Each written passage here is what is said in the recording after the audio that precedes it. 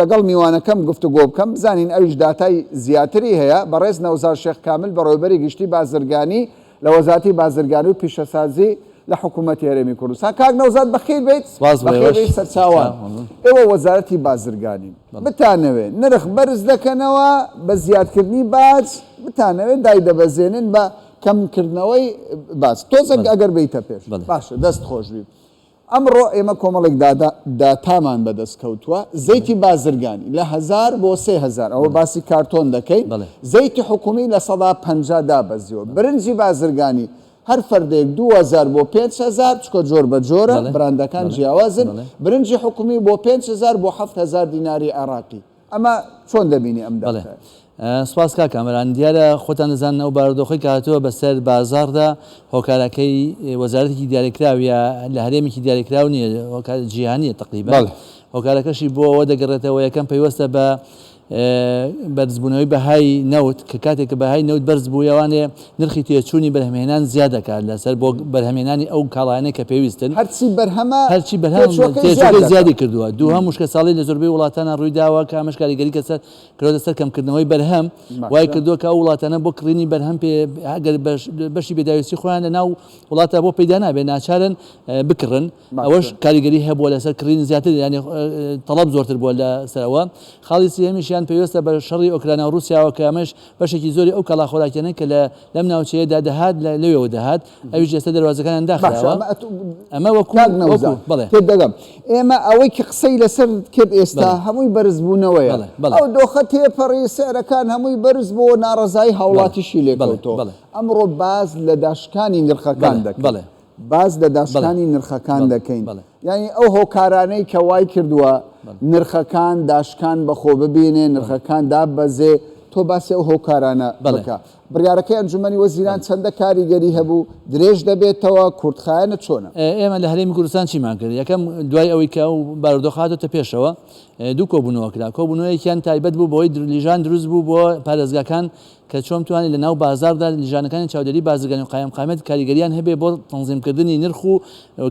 ئەو کاڵانیشی کە لە بازاران کوالتێکی باش بێ. خاڵی دووەمەوە بوو کۆبوونەوەی دووەم بڕیاردا کە باج لەسەر کۆمەڵی خۆراک لا بدرێ ئەوە بوو لە حەڤەی چوارەوە ئەو بڕیارە چۆتە واری جێبەجێکردنەوە لە حەڤەی شەش بڕیارەکە ماوەکەی تەوا بوو ماوەی دوو مانگەکە ئەنجومەنی وەزیران لە 19 مانگە کۆبوونەوە جارێک کە بۆ ماوەی تا 39 بڕیاری درێژکردنەوەی ئەم هەڵگرتنی باجیاندا لەسەر ئەو کەڵا خۆراکیانە تا 39 تقریبا درێژ بۆتەوە. ئێستا ئەوە 1000 بۆ 3000 لە 150 دوو بۆ 5000 دینار برنجی حکومی 5 بۆ 7000 ئەم نرخە لە داشکانە پێ وایە زیاتر دادەشکێ لە داهاتوو من دڵنیام دادەشکێ چونکە هەندێک ڕێکار گیراوەتە بەرکە دەبنە هۆکاری ئەوەی کە نرخ زیاتر دابەزێ یەکێکی لەوانە ئەو بەشە خۆراکانەی کە لە ڕێگای بریکارەکانی خۆراک و دابش دەکرێت کە خۆراکان کوالتیەکان باشە برنجە زەیتە شەکرە ئەو پێشنە نەخێت باشترە و ئەو خەڵکەی کە وەری دەگرێت بەکاری دەهێنێ لە ماڵەوە دەبیرت نەچێت تۆ دەڵێ کوالیتی باشە من لەگەڵ ئەوە دام بە کابانی ماڵەوە دەڵێ عیبی نییە بەڵام دەڵێن زەیتەکە زەیت بۆ نێکی خراپی لێ دێ زەیتەکە پێشتر زەیتێکی باش بوو لەم مانگەی ڕابردوودا زەیتێکیان هێنا زەیتەکە بۆنی ماسی لێداهاو ئێمە پەیوەندیمان بە وەزارەتی بازرگانی عێراقەوە کرد وەزارەتی بازرگانی عێراق گوتی ئەم جارە مادەی سۆیای زۆرتر تێکراوە لە جیاتی زەیتی گوڵەبڕۆژە کاریگەرەکەی لەوەدا بۆیە بۆنەکەی لێ هاتووە بەڵام ئێمە لەگەڵ وەزارەتی تەندروستیاتی نەسەرخەد وەزارەتی تەندروستی هەرێمیش و عێراقیش فەحسی ئەو زەیتەیان کرد دەرکەوت لە ڕووی تەندروستی و هیچ کێشەیەکی نییە لە کاتی بەکارهێنانی شاو بۆ چێشت ئەو بۆنەی نامێنێت لەبەر ئەوە زیانی نییە بۆ بەکارهێنان ئەوەی کە لە بریکارەکان ئیدامەی هەیە بەڵێ بەردەوڵەمەندتریش بەڵێ بەدەوڵەمەندتریش دەبێ ئینشاءڵڵا ومێ دەکەن کە مادەکان زیاتر کەن زانیاریە یاخود هەر قوربان لەگەڵ وەزارەتی بازرگانی لەسەر خەتین ئەم مانگی لەم حسەیەدا بێتەوانێ ئەوان یەک دوو هەنگاوی کەشیان ناوە مەسەلەن لە وەزارەتی بازرگانی عێراق ئار دەکڕنەوەنێ بە سعری مەطعوم دەیفرۆشنەوەنێ لە بازاردا لە ڕێی بریکارەکانەوە شیری منداڵ شیری فەڕەنسیە شیرێکی فەڕەنسیە بە نرخی لە بازاردا نرخێکی بەرزە ئەوان بە نرخێکی هەرزانتر دەیفرۆشن بە خەڵک لە ڕێی بریکارەکانەوە ئەمەش هەنگاوێکی باشە ینی بە نرخی مەطعوم هەندێک کاڵا هەیە دەهێن لەگەڵ لە ڕێی بریکارەکانەوە دەیدەن بە هاوڵاتیان ئەوانەی کە پێویستیانە دەتوانن بیکڕن باشە هاوڵاتیانی بەڕێز بینەران ئاگادار بن کاک نەوزاد بەڕێوەبەری گشتی بازرگانی لە وەزارەتی بازرگانی دەڵێ باە ئەو ئەرزاقەی کە لە بریکاری خۆراک هاوڵاتیان مانگانەوەری دەگرن دەرێ ڕێژەکەی زیاتر دەکرێت کوالیتەکەشی بەرز دەبێت ئاگادار بن پەلە مەکەن لە کڕینی شتومە تکایە چووکە زۆر جار پەلەکردن و کۆکردنەوەی ئەو هەموو شتومەکە وا دەکات نرخەکە تەسیری بێ لی گەڕێن با نرخەکە بەرەو دابەزین بڕوە باشە بارچینە سلایتی دووەم کاک شۆڕش برادەران باشە دابەزینی نرخی خۆراک دیسان شەکر زای شەکر چی بەسەراتوە خەڵکی ئێمە حەز لە شەکر زۆر دەکات چەندە خراپیشە بەشی زۆرمان تووشی شەکرەش بووینەوانە لە 102 بۆ لە 105 ئاردی بازرگانی 1 بۆ 3000 لە یەک فەردە ئاردی حکومی لە 130 سیرکەکان نەوزاد ئاردی حکومی بۆ خەڵکێکی زۆر بەکاری نایێنێ و دەیفرۆشێتەوە تۆ باسی کوالیت دەکەی بەڵام خەڵکێک هەر دەچێ ئاردی بازرگانیدا بەداخەوە خۆزگە هەموو هەوڵاتیان ئاردەکەی خۆمانیان بەکار بهێنایە ڕەنگە لە ڕابردوودا هەندێک گلەیی هەبوو لەسەرەوەی کە ئاردی هەرێمی کوردستان بەتایبەت دەبەری شێ زۆرە سونەی هەبووە گلۆتینی کەم بوو پێزی نەبوو بەڵام لەگەڵ هەندێک لە ئاردی سفرا تێکەڵ بکرایە ئاردێکی جوان دەرەچوو نانێکی جوان دەرەچوو ئێمە ئەوەشمان چارەسەر کرد لە مانگەکانی ڕابردوودا ئاردی ناوەڕاست و خواردی علاقمان مناقلەت پێکرد ئەوەمان کرد ئاردەکە جوان بوو و خەڵکیش ئەو خەڵکانی کەنانیان نەکرد لە ماڵەوە باش بوو لە ئێستاشدا ئێمە لەبەر ئەوەی گەنم لە عراقدا نەبوو گەنمێکی سەورەت کرا لە ئەڵمانیا و لە ئوسترالیاوە ئەم گەنمە هاتوون بە نسبەیەک تێکەڵ بە گەنمەکەی خۆمانی دەکەین بە دڵنیاییەوە پێزی دەبێت و جوانیش دەبێت لەبەر ئەوە تکا دەکەین هاوڵاتیان لەمە دووە بگەڕێنەوە سەر نانکردن لە ماڵەوە چونکە ئەو نانەی ماڵەوە لە ڕووی کوالیتیەوە لە ڕووی تەندروستیشەوە ڕەنگە باشتر بێت ئەو نانانەی کە لە شوێنەکانی کە دەکرێت بۆیە ئەگەر ئەو هۆشیاریمان لا دروست بێتەوە بگەڕێنەوە بۆەوە ڕەنگە نرخی نانیش کاریگەری هەبێت لەسەر دابەزینی ئەوەی کە ئێستا هەندێک دافرنەکان ناچارن لەبەر کە گرانی پێداویستەکانیان گرانیان کردووە یا کەمیان کردەوە کێشەکەی بۆیە ئێمە لەسەرەوە قسە دەکەین بەڵام پێش ئەوەی جوابی نابیش بدەمەوە من کە ئەم وەزع هاتە پێشەوە وەک بڕواتی گشتی بازرگانی دراسەیەکمان کرد دوو دەواازەمان بە نەزەری ئەتیبار وەرگرت ئەو داتانەی کە لە یەکەوە تا حەڤەی 4 چکاڵایەکیان بۆ هاتووە و لە دوای حەڤەی 4 بۆ 5 مانگێکمان وەرگرت دوای هەڵگرتنی باجەکە بەراوردمان کرد لە ڕووی ئابوووریەوە تەحلیلمان کرد دەرکەوت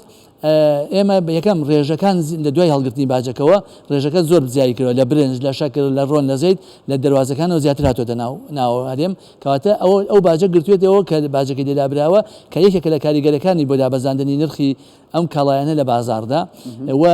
هەوڵمانداوە ئەو ڕێژانە بە بەردەوامی لە زیادبووندا بێت دەواازەکانی کەش کراون بە ڕووی بازرگانەکاندا هەموو ڕێ و شوێنێکتان گرتۆتە بەر باچینە سلایتی سێم برادەران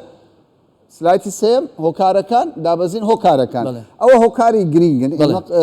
بەدوایدا چوونمان کردووە لەسەر کەمکردنەوەی هۆکارەکان من دەمێ بەرچاوڕوونی بدەم بە بینەرانی کوردستان بیشار و کاشمێر 16 لەوەی کە نرخەکان بەرەو شکان دەچێت و لەگەڵ ئەوەشدا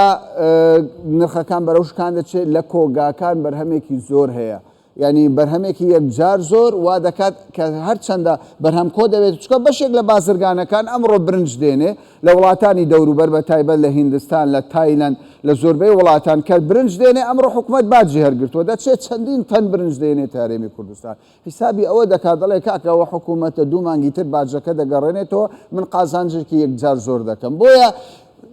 خۆراکێکی یەکجار زۆر دواتر کات نەوزە لەسەر قسە لەسەر کۆگاکان دەکەین کەمکردنەوە و هەڵگرتنی باج ئەمە یەکێکە لە فاکتەرەکان کە کاریگەری یەکەمینیانە یەکەمینیان کەمبوونەوەی خواستی کڕین ئێستا خەڵک شتنا هۆکارەکەی پێ بڵێم هۆکارەکەی ئەوەیە ئەو بەشە خۆراکانەی کە دێن ئێستا زۆربەی ماڵەکان وەری دەگرن بەکاری دەهێنن بە دڵنیایەوە کە خواست زۆر کە کڕین خستنە ڕوو زۆر بوو خواستکەم دەبێت لەسەر کاڵاکان کاریگەریان خەڵک خەزنی کردووە ئەوانە مەترسیەکیان هەبوو لە ڕابردوو بەڵام ئەو مەترسیە ئێستا ڕەویوەتەوە چونکە ئێمە بۆ خۆمان وەک بەڕواتی گشتی بازرگانی سەردانی دەیان کۆگامان کردووە لە شارەکانی کوردستانە ئێمە ئێستا مەترسیمان هەیە کۆمەڵێ لەو کاڵایانە کە لەناو کۆگاکانە هەڵگیراون ئەکسپایر بن ئەوەندە کاڵامان زۆرە لە ناو کۆگاکانە زۆر بوو زۆرە باشە مانەوەی کاڵا و خۆراکی زۆر لە کۆگاکان ئەمە وا دەکات نرخدا بشکێ بە دڵنیایەوە ئێمە ئێستش هەندی بازرگانەکان دەدەن کۆگای کاڵای تر بێن بۆ ناو کۆگاکان بۆ ئەوەی هەمیشە کاڵا لە ناو هەرێمی کوردستانە هەبێت کەواتە خستنە ڕوو زیادە بێت ئێوە لەگەڵ ینی جەنابی وەزیری بازرگانی بینیم لە یەکێک لە کۆگاکانی هەرێمی کوردستان بوون لە هەولێر بەڵام پرسیاری خەڵک ئەوەیە ئەرێ بەڕاز لە سلێمانیش ئەو هایە لە دهۆکیش وایە لە سۆران لە گەرمیان بەو شێوە ئاسایشی خۆراک کۆنتترۆل کراوە بەڵ دڵنیاییەوە من بۆ خۆم بە مەدانی دەچمەوە ناو کۆگاکانەوە دەچمە شارەکانیشەوە هەموو شارەکان گەڕاوم کۆگاکان لە ناو هەموو شارەکانی زۆربیان گەڕاوم لەگەڵ چاودێری بازرگانی و لیژانەکانی تریشا لە ناو کۆگاکاندا کاڵایکی زۆر لە خۆراکەیە بە تایبەتی مادە خۆراکیەکان زۆرن ینی ئەوەندە هەیە هەروکو باسم کرد مەترسیمان هەیە ئەکسپایر من خۆراکەکان ئەوەندە زۆرە بۆیە کاریگەری لەسەر نرخەکەش کردووە کە خواستکەم بۆتەوە دابشکردنی بەشە خۆراکی مانگان کاریگەری هەیە بە دڵنیاییەوە چونکە تۆ ئەو بەشە خۆراکە شەکرە زەیتە برنجە دۆشاوە هەندێک جار فاسۆلیا و نیسکە هەندێک جار فاسۆلیا و ئارینۆکە ئەمانە لەگەڵ هەموو ئەمانە کە دابەشەکرێن پێداویستی سەرەکین کە تۆ لە بازاردا دەیان کڕی بەڵام کە تۆ لە بایعەکە وەری دەگری دەیبێتەوە ماڵەوە پێویست ناکەیت ماوەیەک چی بگری پێشنیاز هەبوو دەگوترا دەیانگۆ لە باتی خۆراک بدرێ با ببتە پارە خاوڵاتی مانگانە پارە بدەن ڕەنگە هەڵاوسان زیاتر بێت کە کێشەمان بۆ دروست دەکات لەگەڵ ئەوەدانین پارە بدرێت چونکە پارەدا هەڵاوسان دروست دەبێت تۆ پارەکە دەچێتە ناو لای گیرفانی خەڵک دەچێت شتێکی زیاتر دەکرێت ئەو کاتە ڕەنگە ئەزمەی خۆراک دروست بێتەوانێ بۆمان بۆیە خۆراکەکە ببێت لە بازاردا ئەو کاتە یەک تکامان لە هاوڵاتیان هەیە لە دووڕۆوە یەکەم ئێمە لە هەرێمی کوردستان بەڕاستی پێویستمان بۆیە ئەو هۆشیارەمان لا دروست بێت کە دەبێت کاڵایەکی زۆر لە بازاردا هەیە پێویست ناکە بچینە ناو مارکێتەکانەوە بە کۆمەڵ شتی زۆر کڕین بەپێی پێداویستی خۆمان شتەکان بکڕین بۆ ئەوەی کە ضرورە بیکڕین و دەر نییە تۆ بچی لە جیاتی کارتۆنێک سێ کارتون زەیت بیتەوە بۆ ماڵەوە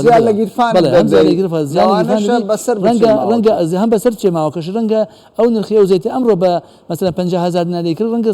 دوو ڕۆژیکە بە 40,000 ئاماژەکان بەرەو داشکاندن باشە بەشێکی زۆر لە کاسبکاران یعنی زۆر زار پەیوەندی بە ئێمەوە دەکەن دەڵێن کاکە ئێمە لە زاخۆین لە دهۆکین لە ناوچەکانی سنوورین هەرێمی کوردستان ناوەندی بازرگانیە با بەدەست خۆش بۆ حکوومەت کە بازی لەسەر بەشێک لە خۆراکەکان هەرگرتووە بەڵام بەشێکی زۆر ئێستاش باجەکە